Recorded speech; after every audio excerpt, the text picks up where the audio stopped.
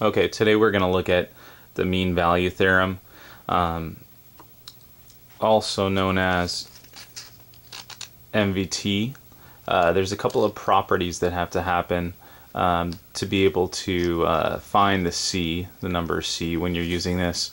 First of all, if f is continuous on a closed interval, let's call it AB, and f is differentiable on an open interval, let's call this the same one, AB, then there exists a number C in the open interval such that, well, we're going to look at the equation. When we look at Rolle's theorem, which is a special case, we'll actually look at a couple of graphs. So the equation is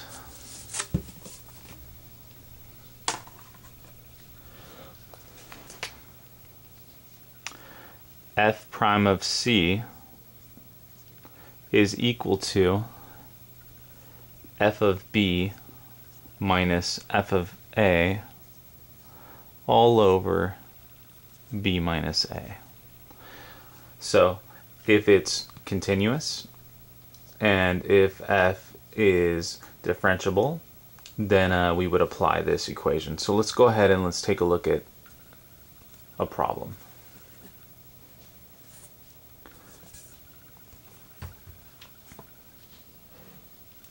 So we have here example 1. Find the values of C. Use the mean value theorem for this function. You have f of x is equal to x squared plus 2x minus 1, and the closed interval is 0 to 1. First of all, let's take a look at it, and we know that this function f is continuous. It's a parabola on the interval 0 to 1. We also know that we can actually take the derivative, so it's differentiable. So we can actually apply that equation. Before we do so, let's go ahead and let's find our f of A and f of B so we can actually use it.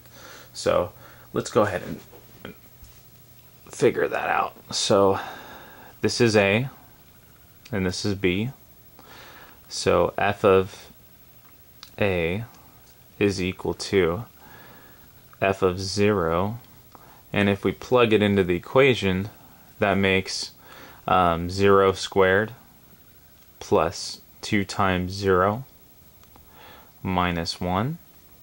So when we do a little bit of arithmetic, you get a negative 1.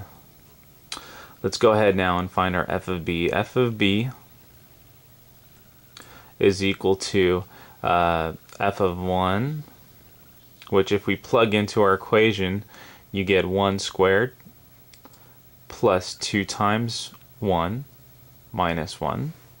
If we do a little bit of arithmetic here, you get 1 plus 2 minus 1, which is equal to 2. So here we have, oops, let's go over here. Negative 1 for f of A, and we have 2 for f of B.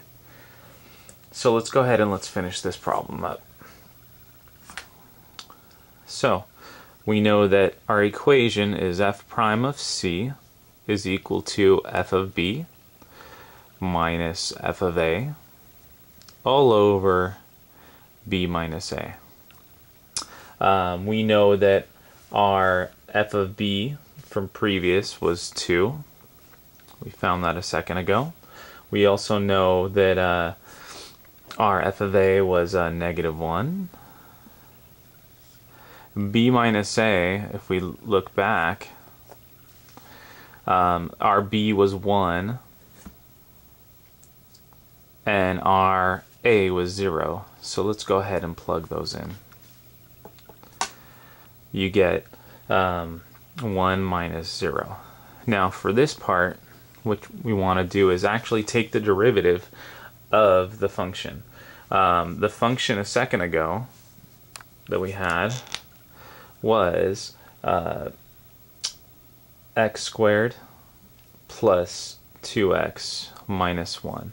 So let's go ahead and take the derivative of that. You get 2x plus 2. Okay, if we do a little bit of arithmetic here, you get 2x plus 2 is equal to, over here you get negative times a negative, so positive 1. You get 2 plus 1 all over 1. So if you simplify this a bit more,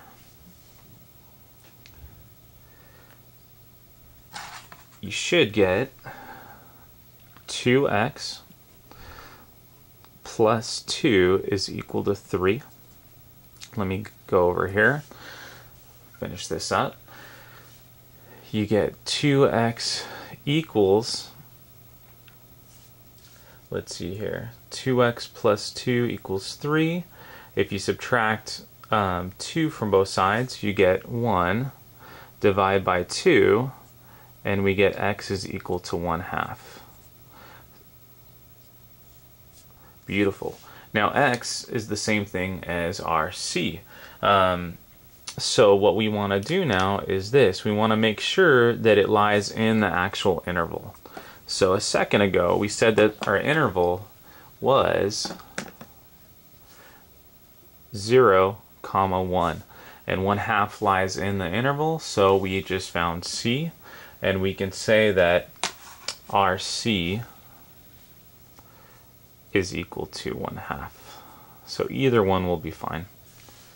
We're going to take a look at roles next time, and we'll probably look at another example of MVT as well.